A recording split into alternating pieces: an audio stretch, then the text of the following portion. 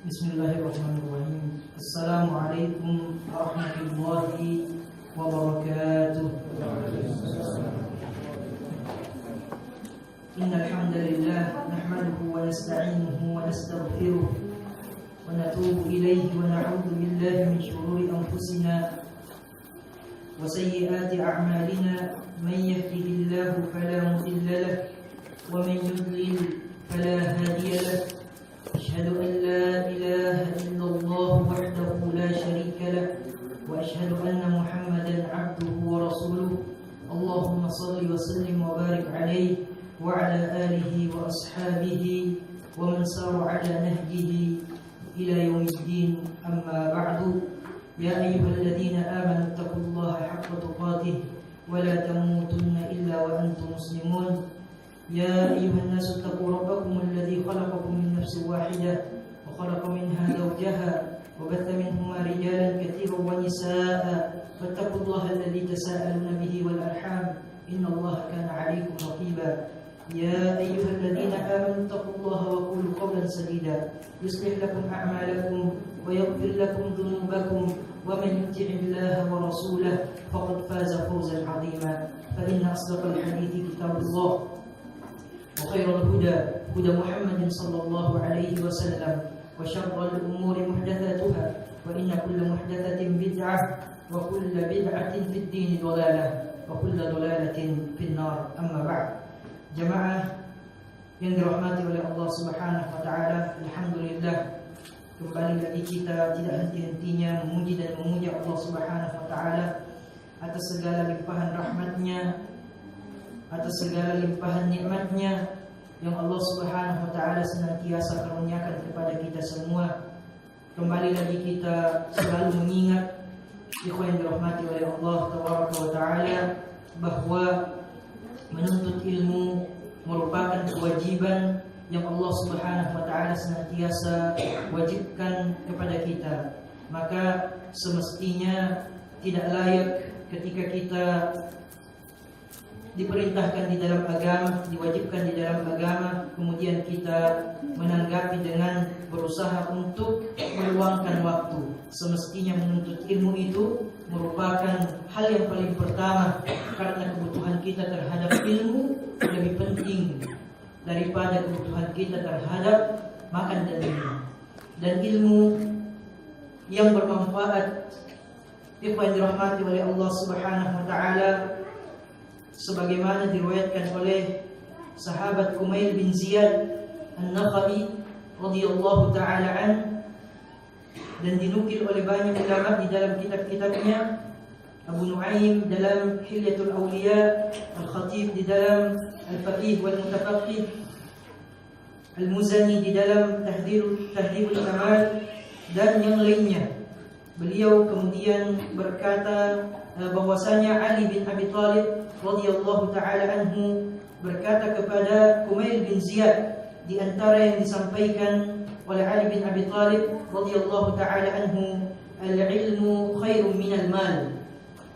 Ilmu itu lebih utama dibandingkan harta.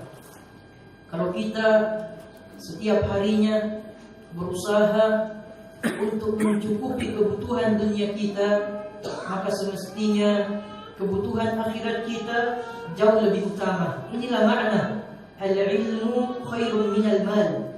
Al-ilmu yahrisuka wal malu anta tahrisuhu. Ilmu senantiasa menjaga kita, senantiasa menjaga kita. Semakin banyaknya ilmu yang Allah Subhanahu wa taala karuniakan kepada kita, semakin mudah bagi kita untuk menjalani perjalanan hidup sebagaimana yang Allah Subhanahu wa taala inginkan. Berbeda dengan harta. Wa anta tahrisul mal. Namun semakin banyak harta yang kita miliki, yang Allah Subhanahu wa taala titipkan kepada kita, akan semakin pusing kita. Karena kita yang senantiasa menjaganya. Kita yang senantiasa menjaganya. Siang malam kita yang menjaganya. Berbeda dengan ilmu. Kemudian beliau menyampaikan, al-ilmu yazku 'alal amal. Ilmu bertambah dengan diamalkan. Wal malu tanqusuhun nafaqah. Adapun harta berkurang setiap kali diinfakkan, setiap kali dibelanjakan. Setiap kali dibelanjakan. Al-ilmu hakimun wal malu mahkumun alaih. Ilmu itu adalah hakim yang memberikan keputusan, yang memberikan hukum. Kemudian al-mal mahkumun alaih, sedangkan harta adalah objek hukum yang terkena hukum kepadanya. Bukankah ketika nanti kita di hadapan Allah Subhanahu wa taala berkenaan dengan harta ini, kita akan dihukum oleh Allah Subhanahu wa taala. Allah akan mempertanyakan kepada kita, min aina iktasabahu wa fi man anfaqahu. Dari mana engkau mendapatkan harta tersebut dan kemana engkau belanjakan harta yang senantiasa Allah Subhanahu wa taala titipkan kepada kita semua. Maka kita harus rasakan bersama al-istishar, bahwasanya ketika Allah Subhanahu wa taala memilih kita di antara hamba-hambanya untuk senantiasa melazimi menuntut ilmu, ini merupakan syaraf, ini merupakan kemuliaan yang datangnya dari Allah Subhanahu wa taala, yang Allah berikan liman yasha'u min ibadi, bagi hamba-hamba yang dikehendakinya. Tidak diberikan kepada semua manusia, bahkan tidak diberikan kepada semua yang mengaku beriman kepada Allah tabaraka wa ta'ala. Ikhwan dirahmati oleh Allah Subhanahu wa ta'ala, alhamdulillah kita masuk ke pembahasan kitab Tauhid di bab yang pertama. Sebelumnya kami mengucapkan kepada Al-Akh Al-Ustaz Abu Aisha, jazakallahu khairan atas kitab yang dibagikan kepada ikhwah kita, meskipun bahasanya tadi tidak gratis, ya, harus ada perjuangan. Kalau sekarang orang berusaha masuk neraka itu juga mengeluarkan hartanya, bahkan terkadang lebih banyak harta yang dia keluarkan dibandingkan orang yang berusaha masuk surga. Maka tidak ada salahnya ketika kita berusaha untuk mengupayakan kebenaran, kita mengeluarkan harta. Alhamdulillah masih ada beberapa kitab yang insyaallah di akhir sesi nanti akan dibagikan kembali. Namun jangan karena berusaha untuk mendapatkan kitabnya, matanya sekarang lagi dihafalkan, ya. Jangan sampai tidak memperhatikan penjelasan. Karena selain daripada menghafalkan matanya, lebih penting lagi mendengarkan bagaimana para ulama kita menjelaskan isi dari matan tersebut, menjelaskan syarah dari matan tersebut. Ikhwan dirahmati oleh Allah tabaraka wa taala, sebelum masuk, kalau kami mengatakan al-muallif, berarti yang dimaksud adalah Syekh Muhammad bin Abdul Wahhab rahimahullahu ta'ala. Kalau kami mengatakan asy-syarih, yang mensyarah, yang dimaksud adalah Syekh Muhammad bin Shalih Al-Utsaimin rahimahullahu ta'ala. Jadi muallifnya kitab Tauhid adalah Syekh Muhammad bin Abdul Wahhab, penulisnya. Kemudian yang mensyarah dan syarah yang akan kita bawakan di kesempatan yang berbahagia ini, syarah yang dibawakan oleh Syekh Muhammad ibn Shalih Al-Utsaimin rahimahullahu taala, al-musamma bi al-qaul al-mufid ala kitab at-tauhid.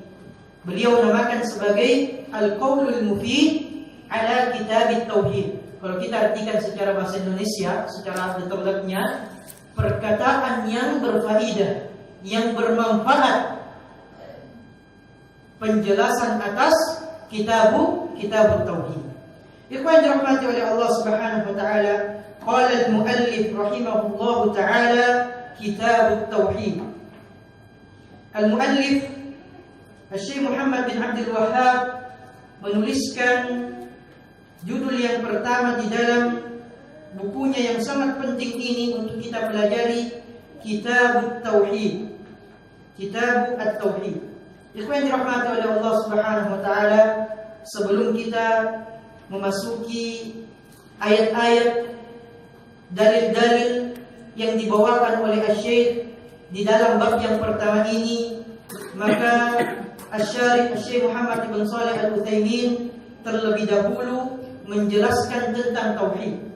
Dalam kitab ini, sebelum kita memasuki dalil-dalil yang dibawakan oleh al-muallif rahimahullahu taala, Syekh bin Shalih Al-Utsaimin menjelaskan tentang yang pertama, pengertian tentang tauhid.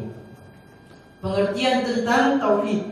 Kemudian yang kedua, beliau menjelaskan tentang pembagian tauhid.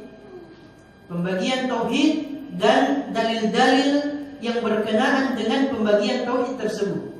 Ya, di antara dalil-dalilnya. Kemudian poin yang ketiga yang beliau sampaikan juga di sini berkenaan dengan perincian tentang aqsamut tauhid. Perincian tentang pembagian tauhid, dan ada permasalahan-permasalahan tambahan yang beliau jelaskan sebelum masuk ke dalil yang pertama, wa ma khalaqtul jinna wal insa illa liya'budun. Qala asy-syarih rahimahullahu taala, lam yudhkar fi nusakh allati bi aydina khutbatun lil kitab min al-muallif. Naskah-naskah yang kita pegang, yang ada di tangan kita, yang kita bacakan ini, ikhwan yang dirahmati oleh Allah Subhanahu wa taala, Syekh Muhammad bin Abdul Wahhab tidak menyebutkan kata pengantarnya. Imma an takuna saqatat minan nusakh, kata beliau, kemungkinan tidak dicantumkan oleh para pengganda naskah kitab ini kemungkinan yang pertama. Wa imma an yakuna al-muallif iktafa bit-tarjamati li'annaha unwanun ala mawdu'il kitab wa huwa at-tauhid. Kemungkinan yang kedua, penulis menyebutkan judulnya saja, Kitabut Tauhid, karena judul tersebut sudah menunjukkan isi kitab yang akan kita bahas ini, yaitu tentang tauhid. Kemudian Asy-Syarih rahimahullahu taala menjelaskan al-kitab bimakna maktub. Al-kitab bimakna maktub, sebagaimana yang pernah kita jelaskan. Kitab itu artinya yang tertulis di atasnya. Ya, sebagaimana al-ilah bimakna ma'lum. Sebagaimana al-ilah bimakna ma'lum ketika kita mendefinisikan la ilaha illallah. Maktubun bil qalam, ay maktubun bil qalam, sesuatu yang ditulis dengan pena. Sesuatu yang ditulis di atasnya, alaiha, ditulis di atasnya dengan pena. Atau bimakna majmu'un, atau bermakna majmu'. Majmu' dalam bahasa kita sesuatu yang dikumpulkan. Sesuatu yang dikumpulkan. Maknanya di sini, kenapa sesuatu yang dikumpulkan itu menjadi makna kita? Apa yang dikumpulkan sehingga bisa menjadi kitab? Huruf-huruf dikumpulkan sehingga menjadi kalimat, sehingga menjadi kata. Dalam bahasa Arab, kata itu bahasa Arabnya kalimat. Ya, sehingga menjadi kata. Kata dirangkai sehingga menjadi kalimat. Kalimat dirangkai sehingga menjadi paragraf. Terus dilakukan seperti itu sehingga menjadi kitab. Jadi maka di sini al-majmu', sesuatu yang dikumpulkan. Yu'khadhu min qawlihim, diambil dari perkataannya orang Arab, katibatun. Katibatun. Katibah artinya adalah al-majmu'atu minal khail. Al-majmu'atu minal khail, sekumpulan kuda. Tapi katibah, ikhwan, dalam bahasa kita yang dimaksud dengan sekumpulan kuda, bahasa kita adalah batalion. Ya, bahasa kita adalah batalion. Ini yang dimaksud dengan katibatu. Katibatu Jaish Indonesia. Batalion pasukan tentara Indonesia. Atau bisa lebih umum daripada batalion, itu artinya katibah juga. Disebut sebagai resimen.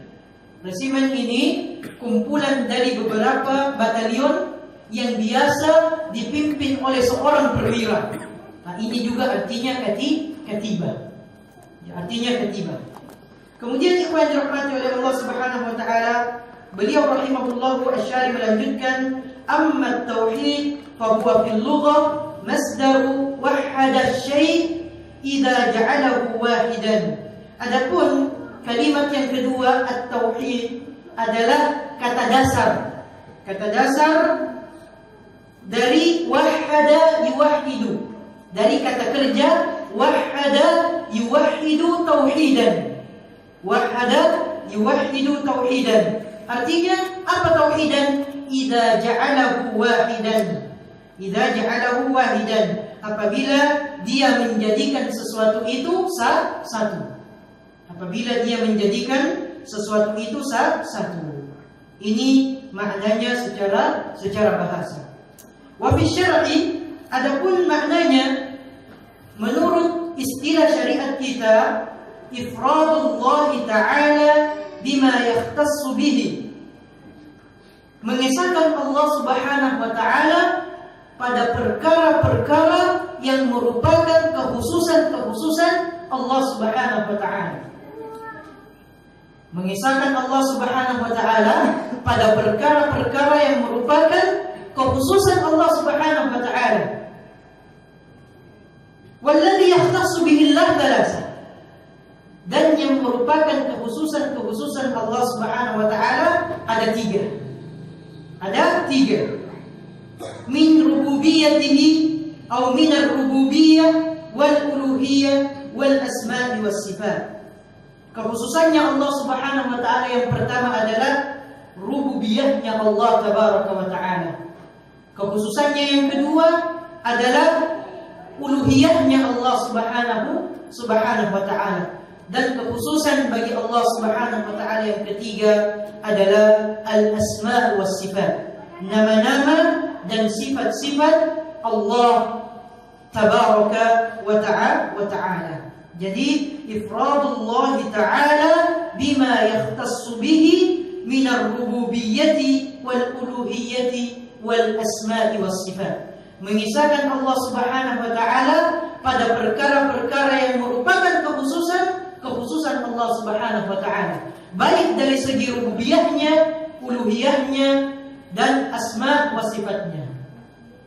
Makanya ikhwah, apa lawan kata dari at-tauhid? Apa lawan katanya at-tauhid? Asyirk. Makanya para ulama mendefinisikan syirik itu taswiyatu ghairillahi billah fima huwa min khasa'isillah. Menyamakan taswiyatu ghairillah, selain Allah, billah, dengan Allah, fima huwa min khasa'isillah, pada perkara-perkara yang merupakan kekhususan Allah. Jadi taswiyatullah fi rububiyyatihi merupakan kesyirikan. Menyamakan Allah dalam hal rububiyahnya, kesyirikan kepada Allah. Menyamakan Allah dengan makhluk dalam hal uluhiyahnya, kesyirikan kepada Allah. Menyamakan Allah dengan makhluk pada hal nama-nama dan sifat-sifatnya merupakan kesyirikan kepada Allah tabaraka wa taala. Kemudian Asy-Syarih rahimahullahu taala melanjutkan aqsamuhu, jenis-jenis tauhid atau pembagian tauhid. Jenis-jenis tauhid atau pembagian tauhid. Lebih utama kalau kita mendefinisikannya, mengartikannya pembagian tauhid. Ya. Kalau jenis-jenis tauhid, isy'arul makna, kalau kita artikan jenis-jenis tauhid, maknanya itu seakan antara satu tauhid dengan tauhid yang lain itu berbeda, tidak. Sehingga muncullah orang-orang yang mengatakan, kalau kalian mengatakan tauhid itu dibagi menjadi 3 jenis, apa bedanya kalian dengan Nasrani, katanya. Maka yang paling utama di dalam mendefinisikannya ke dalam bahasa kita, pembagian tauhid. Ya, pembagian tauhid. Artinya dari satu kemudian dibagi hak-haknya.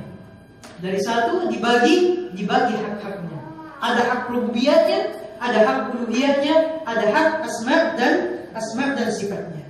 Yang qasimut tauhid ila thalathati aqsam. Kata Asy-Syarih Syekh Muhammad ibn Shalih Al-Utsaimin rahimahullah taala, tauhid terbagi menjadi 3 jenis. Tauhidur rububiyah, yang pertama adalah tauhid rububiyah. Tauhidul al-uluhiyah, yang kedua adalah tauhidul uluhiyah. Tauhidul asma'i was sifat, yang ketiga adalah tauhidul asma'i was sifat.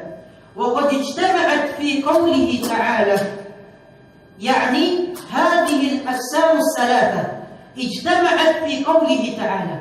3 bagian dari tauhid ini terkumpul dalam firman-Nya Allah Subhanahu wa taala di dalam surah Maryam ayat 65. Allah Subhanahu wa taala berfirman, Rabbus samawati wal ardi wa ma bainahuma fa'budhu wastabir li'ibadatihi hal ta'lamu lahu samiyya. Dialah Rabb yang menguasai langit dan bumi dan segala apa yang ada di antara keduanya, wa ma bainahuma. Fa'budhu, maka sembahlah dia, esakanlah dia. Segala kalimat ibadah yang ada di dalam Al-Quran artinya juga adalah wahidu, tauhidkan. Jadi fa'buduhu, sembahlah dia, tauhidkanlah dia. Sembahlah dia, tauhidkanlah dia. Wastabir li ibadati, dan bersabarlah, berteguh hatilah di sini dalam beribadah kepadanya. Hal ta'lamu lahu samiyya, apakah engkau mengetahui ada sesuatu yang sama dengannya? Mungkin mimbar al-musyarakah, ikhwan yang dirahmati oleh Allah Subhanahu wa taala, mungkin ada yang bisa menjelaskan kepada kita mana potongan dari ayat ini yang menunjukkan rububiyahnya Allah, yang menunjukkan asma dan sifatnya Allah, dan yang menunjukkan uluhiyahnya Allah Subhanahu wa taala. Tafadhal. Mungkin ada yang bisa dari potongan ayat ini, karena Syekh bin Shalih Al-Utsaimin menyebutkan ijtama'at hadhihi thalatha fi qoulihi ta'ala. 3 jenis tauhid berkumpul dalam firman-Nya Allah Subhanahu wa taala di dalam surah Maryam ayat 65. Mana potongan yang menunjukkan rububiyah? Tafadhal. Rabbus samawati wal ardh. Ini menunjukkan rububiyah Allah Subhanahu wa taala. Mungkin disebutkan namanya dulu adalah hatta ana aidan ahfad al-asma. Nama saya Jani. Jani. Al-akh Jani. Rabbus samawati wal ardh menunjukkan Rabb langit dan bumi. Ini menunjukkan rububiyah Allah Subhanahu wa taala. Fa'budhu wastabir ibadatihi. Sembahlah Allah dan bersabarlah dalam beribadah kepadanya. Ini menunjukkan rububiyah Allah Subhanahu wa taala. Insyaallah. Hal ta'lamu samiyya. Hal ta'lamu lahu samiyya. Dan apakah engkau mengetahui bahwa semua orang Maha mendengar?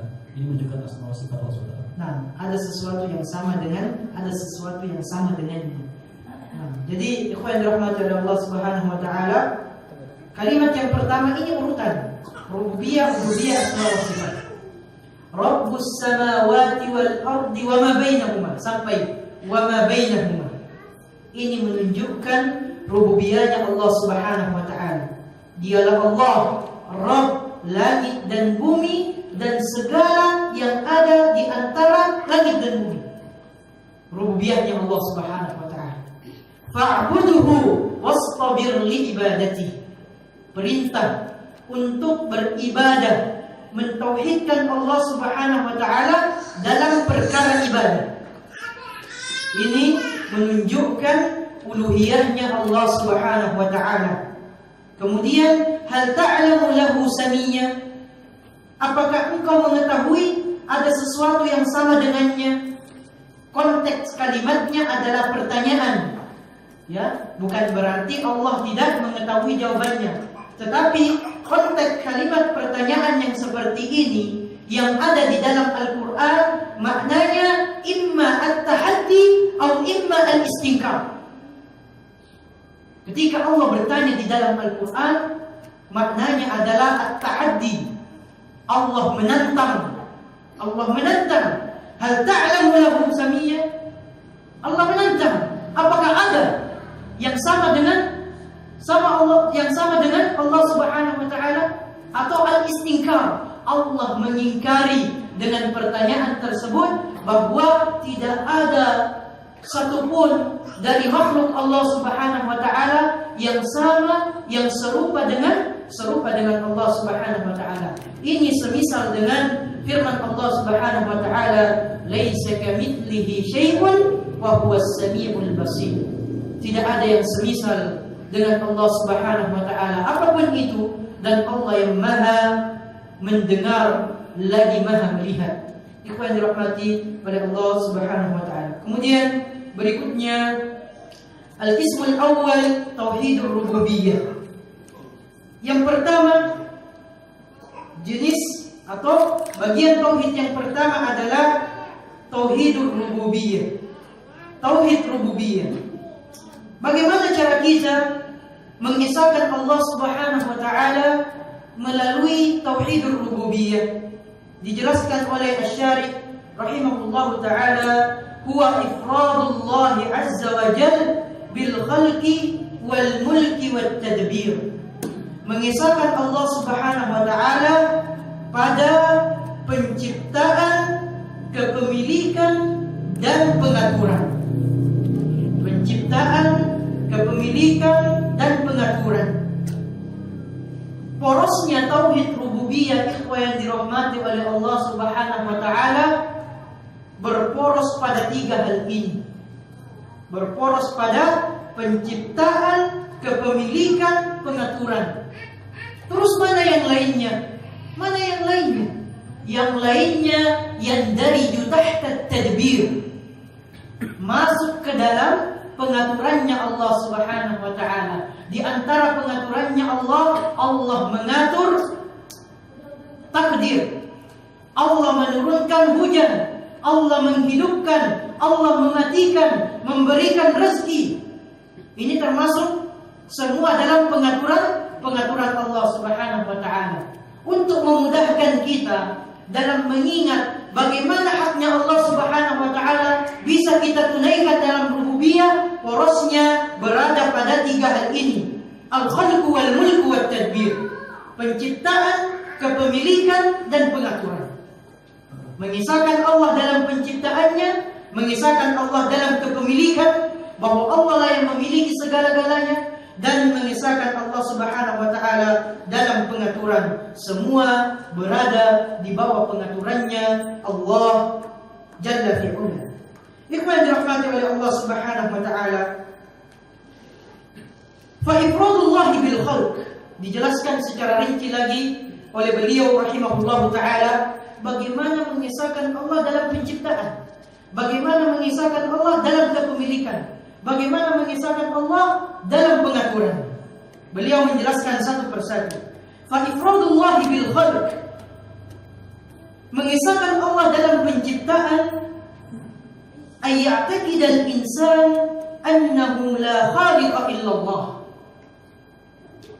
Kita berkeyakinan bahwasanya tidak ada pencipta selain Allah tabaraka wa ta'ala. Tidak ada pencipta selain Allah Subhanahu wa taala. Qala ta'ala, sebagaimana firman Allah Subhanahu wa taala, ini dalilnya bahwasanya satu-satunya pencipta adalah Allah Subhanahu wa taala. Ala lahul khalqu wal amr. Ala lahul khalqu wal amr.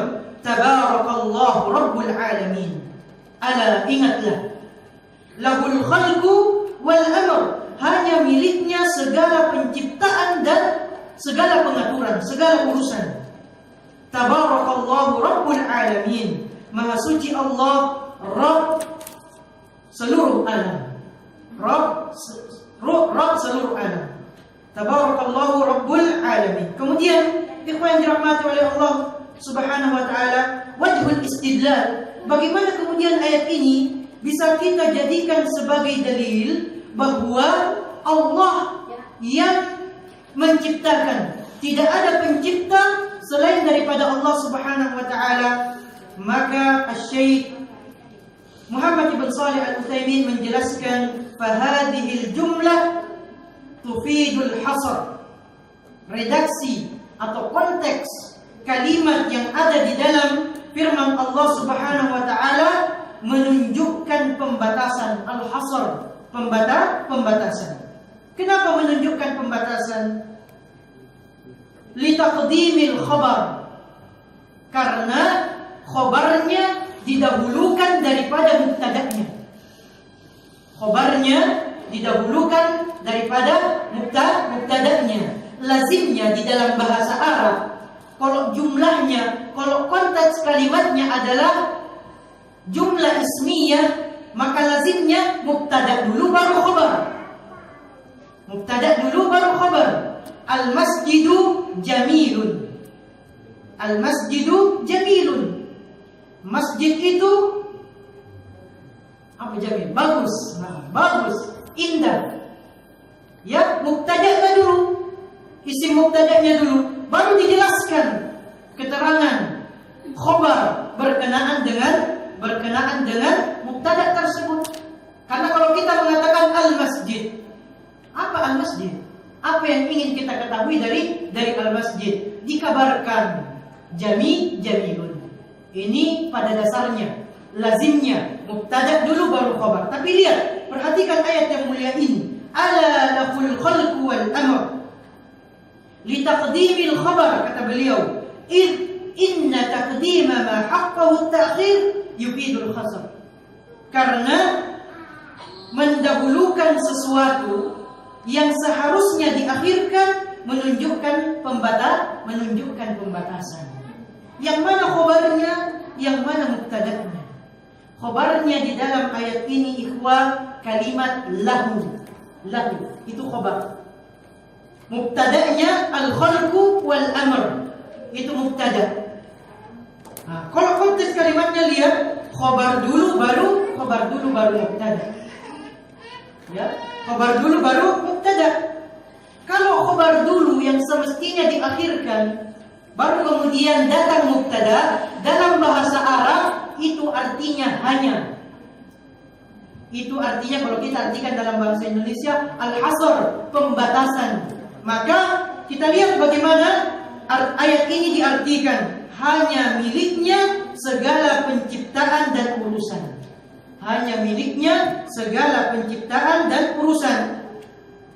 Kenapa tidak al-khalqu wal amru lahu atau lillah? Penciptaan, pengaturan segala urusan milik Allah Subhanahu wa taala. Kalau konteks kalimatnya seperti ini, al-khalqu wal amru lillah, betul, penciptaan, kepemilikan miliknya Allah Subhanahu wa taala, pengaturan miliknya Allah Subhanahu wa taala, tapi tidak menutup kemungkinan juga miliknya selain Allah Subhanahu wa taala. Tidak menutup kemungkinan juga miliknya selain Allah Subhanahu wa taala, maka didahulukan khabarnya. Sama juga dengan firman Allah Subhanahu wa taala pada ayat yang setiap hari kita baca, iyyaka na'budu wa iyyaka nasta'in. Tapi perlu diperhatikan, kalau ini kalimatnya, jumlahnya namanya jumlah ismiyah. Kalau iyyaka na'budu wa iyyaka nasta'in jumlah fi'liyah. Tapi maknanya mirip. Sebenarnya kalau kita mau lihat kembali kepada kaidah bahasa Indonesia kan SPOK. Betul? Apa SPOK? Subjek, predikat bisa kata kerja, kemudian objek. Ya? Urutannya kan seperti itu. Seperti itu. Tapi lihat, semestinya kalau urutannya SPOK di iyyaka na'budu, semestinya kalimatnya na'buduka atau na'budu iyyaka. Na'buduka atau na'budu iyyaka. Kami beribadah kepadamu. Tapi kalau ayatnya berbunyi na'buduka atau na'budu iyyaka, betul dia beribadah kepada Allah, tapi tidak menutup kemungkinan dia juga beribadah kepada selain Allah Subhanahu wa taala. Ini maknanya. Nah, kalau di ayat ini yufidul hasr, pembatasan, tapi kalau iyyaka na'budu wa iyyaka nasta'in yufidul ikhtisas, pengkhususan. Jadi kalau jumlahnya jumlah ismiyah mubtada khabar yufidul hasr, pembatasan. Tapi kalau jumlahnya, kalimatnya fi'liyah yufidul ikhtisas. Makanya ketika diterjemahkan iyyaka na'budu, hanya kepadamu kami menyembah. Ya, hanya kepadamu kami menyembah. Sama kalau kita mengatakan misalnya Muhammadun fil fasli, Muhammad berada di kelas. Ini kalau kita artikan ke dalam bahasa Indonesia, Muhammad berada di kelas. Tidak menutup kemungkinan bahwa ada selain Muhammad yang berada di kelas itu juga. Tapi kalau kita mengatakan fil fasli Muhammadun, maka artinya dalam bahasa kita di kelas itu hanya ada Muhammad. Di kelas itu hanya ada Muhammad. Ini makna dari lahul khalqu wal amr. Hanya miliknya Allah Subhanahu wa taala segala penciptaan dan urusan. Tabarakallahu rabbul alamin. Maha suci Allah, Rabb seluruh alam. Jadi redaksi kalimat ini ikhwah yang dirahmati oleh Allah Subhanahu wa taala yufidu al-hasr. Dan firman Allah Subhanahu wa taala yang lain yang menunjukkan bahwa al-khalqu lillah la khaliqa illallah, hal min khaliqin ghairullah yarzuqukum minas sama' wal ard. Apakah ada pencipta selain Allah Subhanahu wa taala yang mengaruniakan rezeki kepada kalian dari langit dan bumi? Ini dalil yang kedua yang dibawakan oleh Syekh Muhammad bin Shalih Al-Utsaimin yang menunjukkan bahwa tidak ada pencipta selain Allah tabaraka wa taala. Maka beliau menjelaskan di sini ikhwan yang dirahmati oleh Allah Subhanahu wa taala, fa hadhil ayat tufidul ikhtisas. Ayat ini menunjukkan pengkhususan al-khalqi billah. Penciptaan itu hanya milik Allah Subhanahu wa taala. Aina dilalah, mana petunjuknya? Li'annal istifham fiha, karena pertanyaan, konteks kalimat pertanyaan yang Allah Subhanahu wa taala sampaikan di ayat ini masyrabun makna tahaddi, cenderung, masyrab cenderung, condong bahwasanya maknanya adalah tantangan.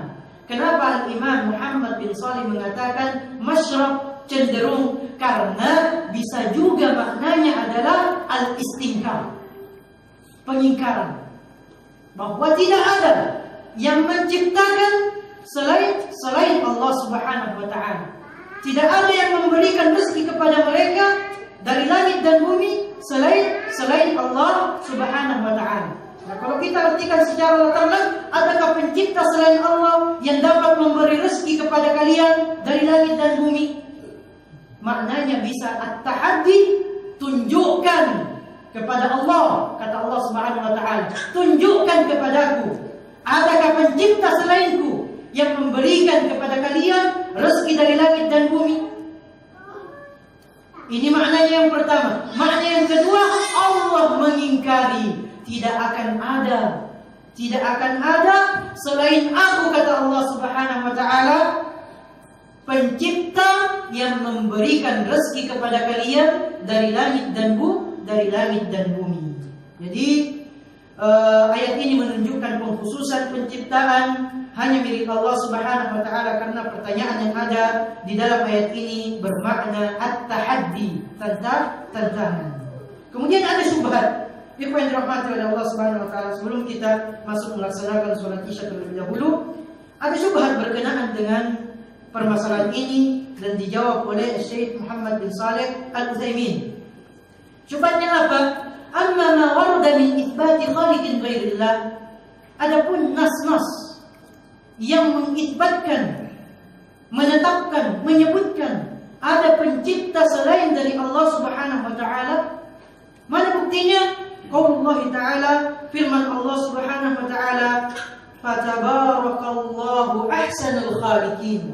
Maha suci Allah, pencipta yang paling baik. Kalau kita mengatakan pencipta yang paling baik, artinya ada pencipta-pencipta yang lain meskipun Allah pencipta yang paling baik. Ya. Juara terbaik. Ada juara-juara yang lainnya, tapi yang satu ini juara terbaik. Nah, seperti itu. Kemudian wa qaulihi sallallahu alaihi wasallam fil musawwirin, begitupun sabda Nabi sallallahu alaihi wasallam terhadap orang-orang yang menggambar makhluk bernyawa, yuqalu lahu, Nabi sallallahu alaihi wasallam berkata kepadanya, ahyau ma khalaqtum, hidupkanlah apa yang kalian ciptakan. Hidupkanlah apa yang kalian ciptakan.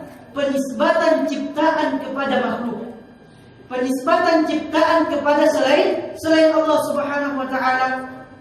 Jadi syubhatnya seakan-akan ikhwan dirahmati oleh Allah Subhanahu wa taala mempertentangkan ayat yang menjelaskan tidak ada pencipta selain daripada Allah Subhanahu wa taala. Bahkan Allah sendiri menetapkan, mengikbatkan ada pencipta selain Allah. Begitupun Nabi sallallahu alaihi wasallam menetapkan hal yang sama. Bagaimana cara menggabungkan keduanya? Dijelaskan oleh Asy-Syaikh Muhammad bin Shalih Al-Utsaimin rahimahullahu taala, fa hadza laysa khalqan haqiqiyan atau haqiqatan. Maka yang dimaksud fatabarakallahu ahsanul khaliqin ahyau ma khalaqtum bukanlah ciptaan yang hakiki. Bukanlah ciptaan yang hakiki. Kenapa ikhwah? Hakikat dari al-khalqu, definisi dari al-khalqu itu adalah ijadun ba'da adam. Ijadun ba'da adam, mengadakan sesuatu yang sama sekali tidak ada sebelumnya. Mengadakan sesuatu yang sama sekali tidak ada sebelumnya. Tidak ada bahan dasarnya. Tidak ada bahan dasarnya. Tapi hakikat penciptaan yang disandarkan kepada makhluk dijelaskan oleh Asy-Syaikh rahimahullahu taala, wa laisa ijadan ba'da adam. Penciptaan yang dinisbatkan kepada makhluk itu bukanlah mengadakan sesuatu yang sebelumnya tidak ada. Tapi maknanya apa? Bal huwa tahwilun lisyai' min halin ila hal. Maknanya adalah ketika penciptaan itu disandarkan kepada makhluk, maknanya yang pertama adalah mengubah sesuatu dari satu kondisi ke kondisi yang lainnya. Mengubah dari tepung terigu yang dicampur dengan gula menjadi kue. Mengubah dari pasir dicampur dengan semen, dicampur dengan air menjadi bangunan. Takwilun min halin ila hal. Dari satu kondisi ke kondisi yang lain. Bahan dasarnya ada. Tidak mungkin ada makhluk yang bisa menciptakan sesuatu yang tidak ada sama sekali bahan dasarnya terlebih dahulu. Dan bukan hanya sampai di situ, ikhwan dirahmati oleh Allah Subhanahu wa taala, wa aidan laisa syamilan. Begitu juga pemindahan atau penciptaan tersebut, ya. Di sini kalau punya teksnya bukan pemindahan, penciptaan yang diubah. Karena yarji'u ila al-khalq. Penciptaan ini sifatnya tidak menyeluruh. Penciptaan yang disandarkan kepada makhluk, kepada manusia, sifatnya tidak menyeluruh. Bal mahsurun bima yatamakkanul insanu min.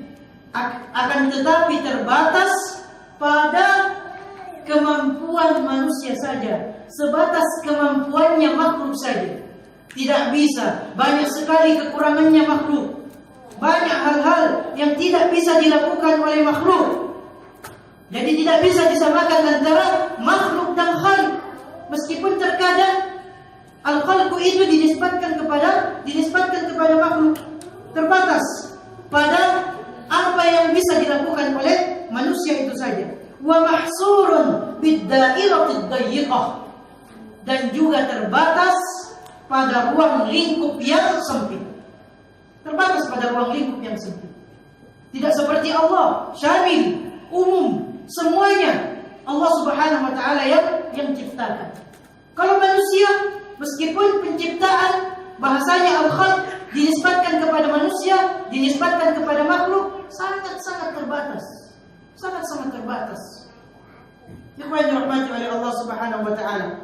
Kemudian beliau menjelaskan fala yunafi qauluna, maka keyakinan kita bahwa ifradullah bil khalq, mengisahkan Allah Subhanahu wa taala dalam penciptaan, tidaklah dinafikan perkataan ini, keyakinan ini dengan kenyataan bahwa ada ayat-ayat di dalam Al-Quran yang Allah menisbatkan penciptaan itu kepada makhluk, karena tidak secara hakikat, bukan ijadun ba'da adam. Ini hakikat dari penciptaan, mengadakan sesuatu yang semula tidak ada sama sekali.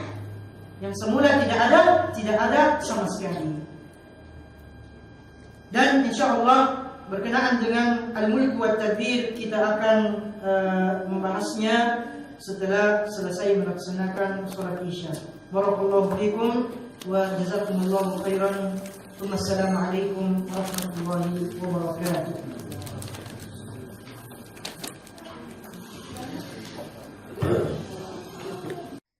Bismillahirrahmanirrahim. Assalamualaikum warahmatullahi wabarakatuh. Alhamdulillah hamdan katsiran tayyiban mubarakan fih kama yuhibbu rabbuna wa yardah.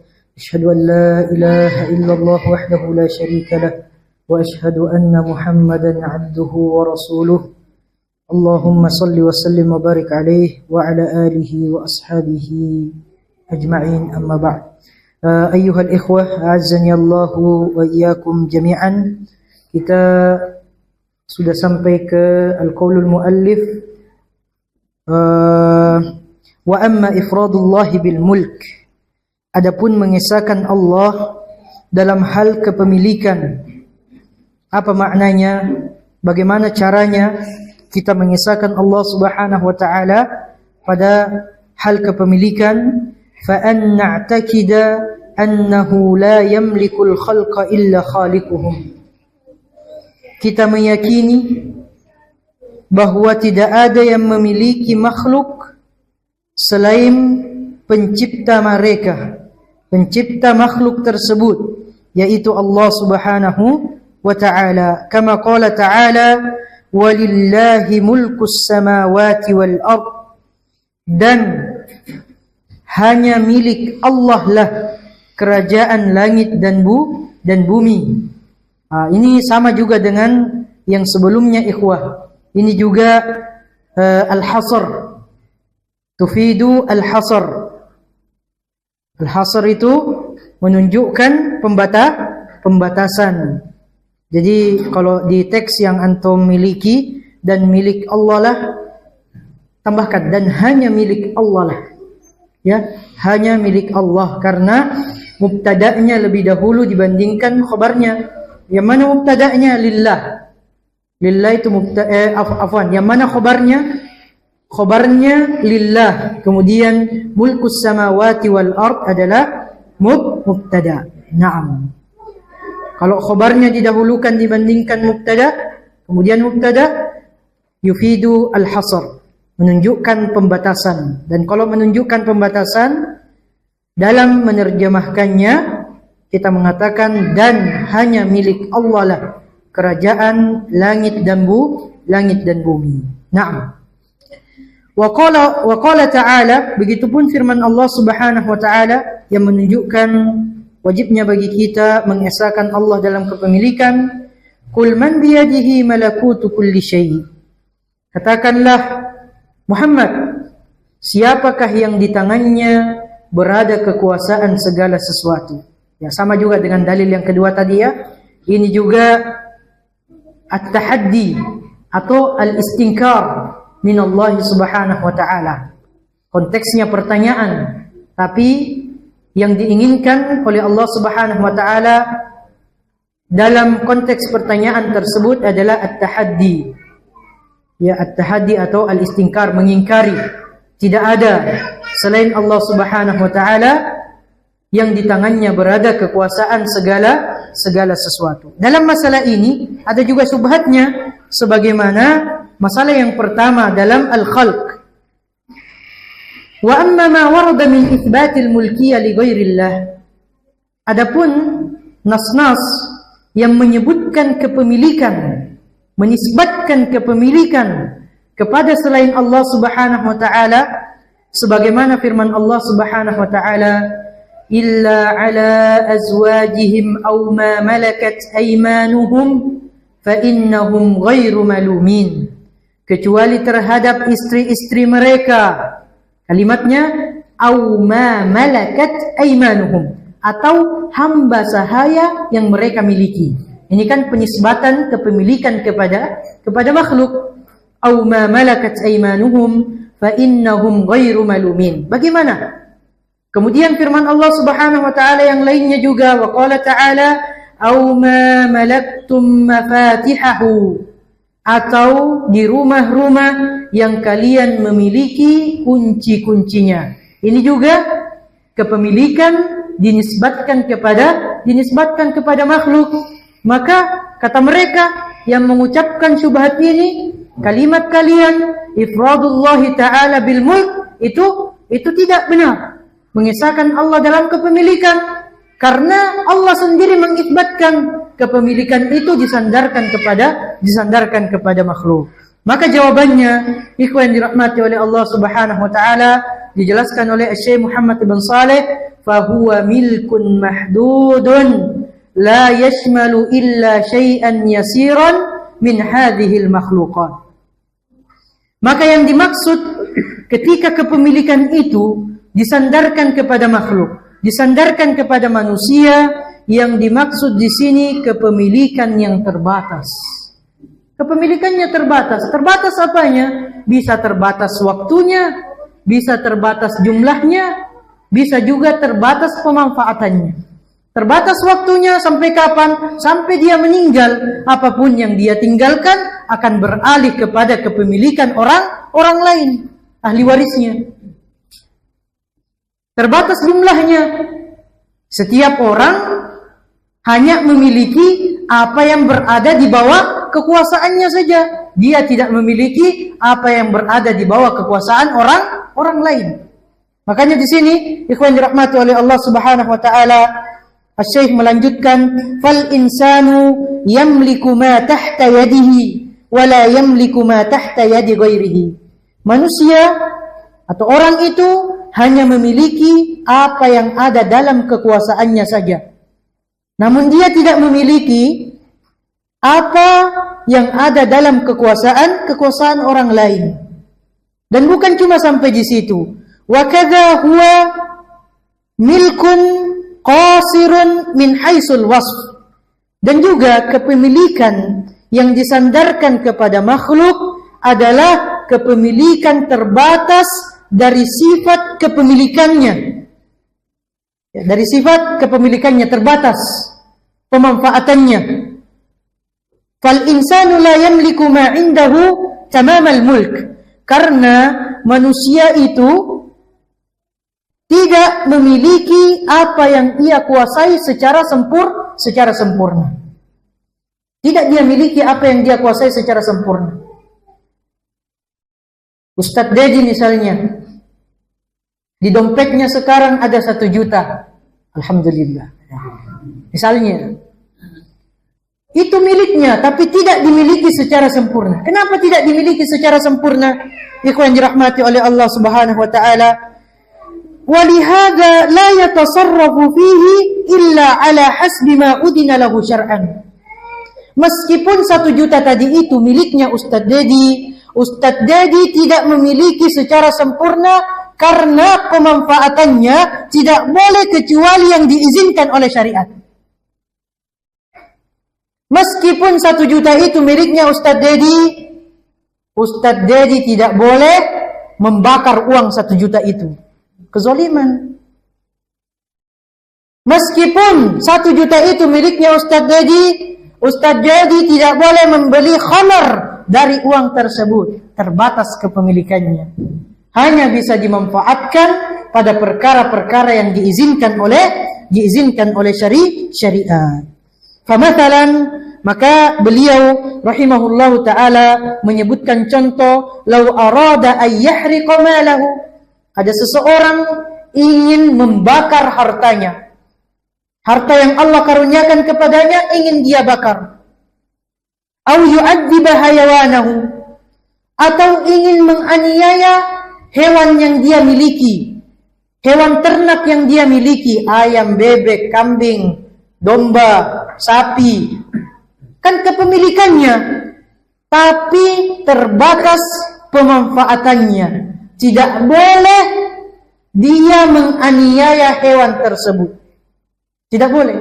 Bukankah kita mengetahui bersama, udzibat imra'atun fi hirratin habasatha la hiya at'amatha hatta matat. Ada perempuan memiliki kucing. Dia yang punya kucing tersebut. Tapi dia diazab karena kucing tersebut. Kenapa dia diazab? Padahal dia yang punya. Kepemilikannya terbatas. Kucing tersebut dikurung. Kemudian tidak diberikan makan.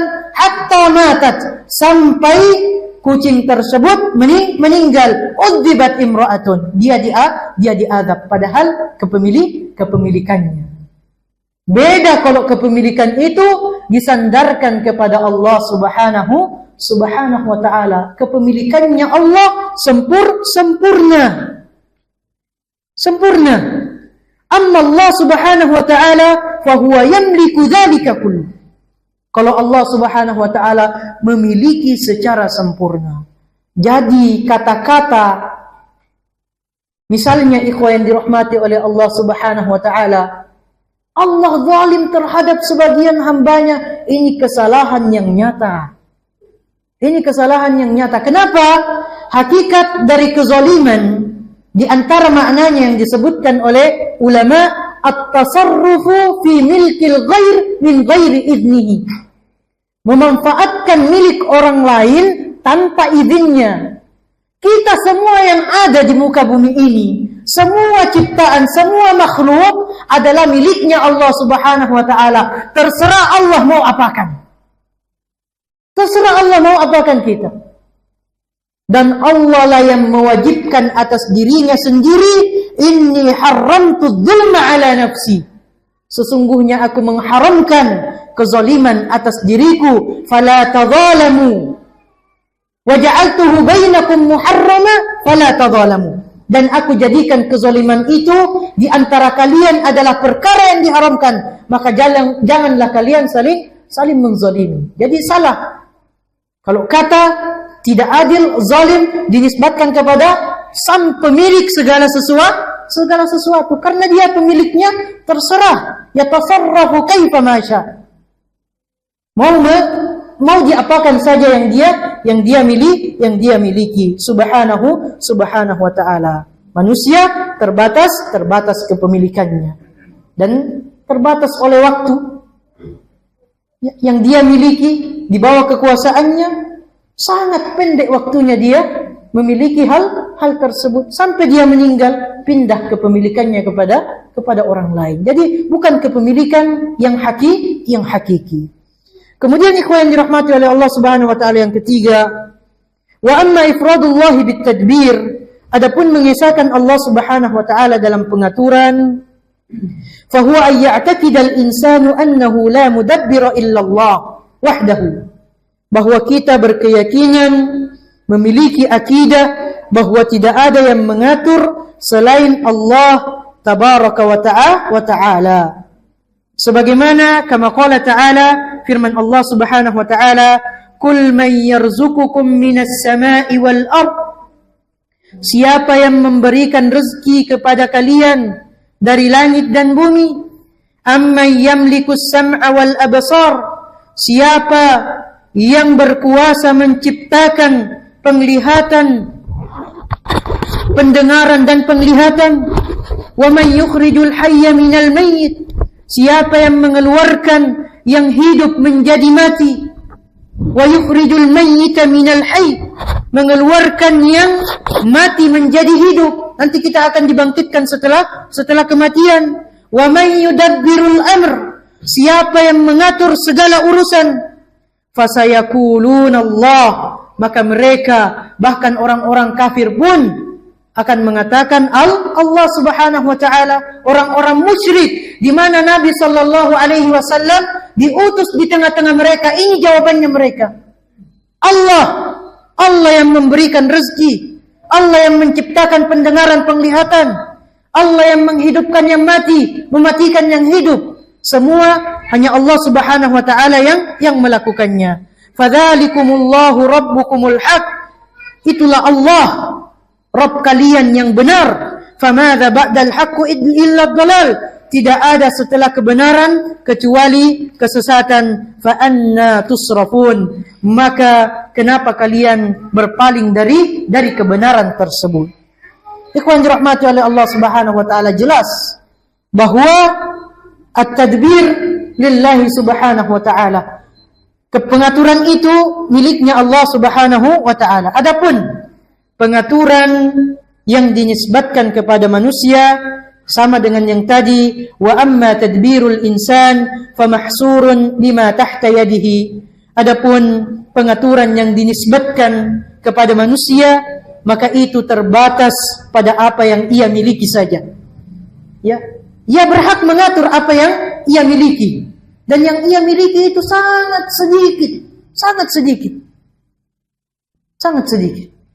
dan terbatas waktunya, terbatas caranya untuk mentadbirnya, mengaturnya.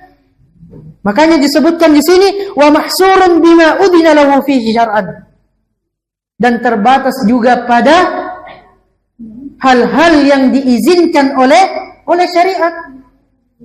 Tidak boleh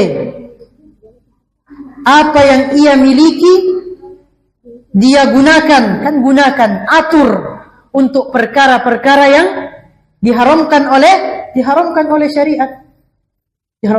Jadi sangat terbatas, ikhwan yang dirahmati oleh Allah Subhanahu wa taala. Dan bayangkan bagaimana sangat sempit keterbatasannya. Berapa jumlah manusia saat ini yang ada di bumi?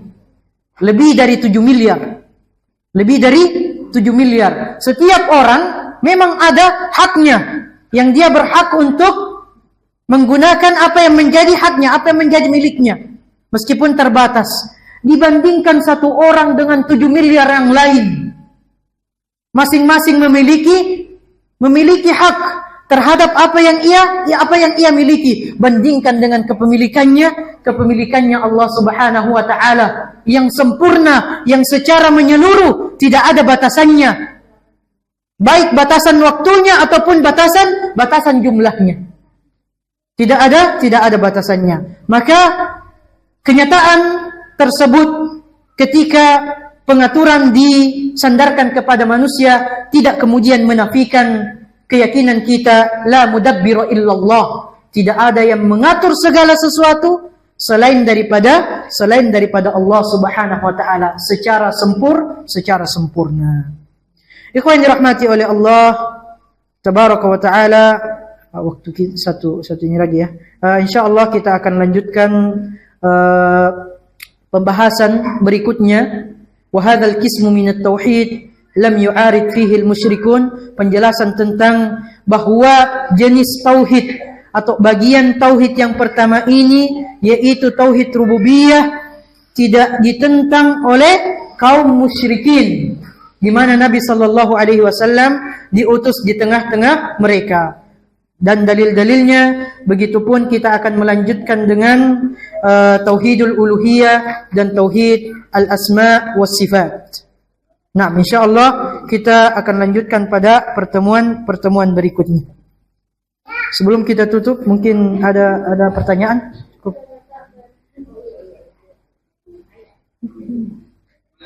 Nanti di akhir Ada pembagian lagi Ustaz ya? Ada pembagian lagi. Nah, ya, jadi kita tutup dulu sebelum pembagian insyaallah.